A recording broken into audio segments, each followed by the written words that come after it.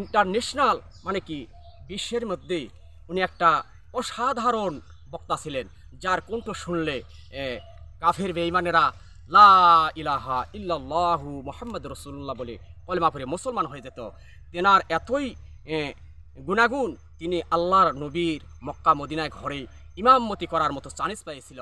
তাহলে সে মানুষটাকে কি ভালো মতো নামাজ পড়তে দেয় নাই, ভালো মতো খাবার দেয় নাই, ইঞ্জেকশন করে তাকে মেরে ফেলা হয়েছে। এটা গণহত্যা, ওনাকে মেরে ফেলা হয়েছে। এই শেখ হাসিনা তো ভারত ইসলাম বিরোধী, কোরআনের বিরোধী, ভারতে পালিয়ে গেছে শেখ হাসিনা, এর তো বিচার হওয়া উচিত। তাহলে ওনার বাবার মুক্তি যেখানে সেখানে, ওনার বাবার ফটো যেখানে সেখানে, টাকাতে এখানে সেখানে মোড়ে মোড়ে, এই তো এটা তো হিন্দু চাল। মুক্তি কারা বানায়? হিন্দুরা বানায়। ওর ভিতরে সব গুণাগুণ আছে। ও তো বিধর্মী, ও মুসলমানের কোনো জাত না। ওর বাবা যদি মুসলমান হতো তাহলে মুসলমান মুসলমান মুসলমানকে চিৎকার করে বলতো না যে আমি মুসলমান। তুমি মুসলমান হলে তো তোমাকে সবাই জানতো যে তুমি মুসলমান।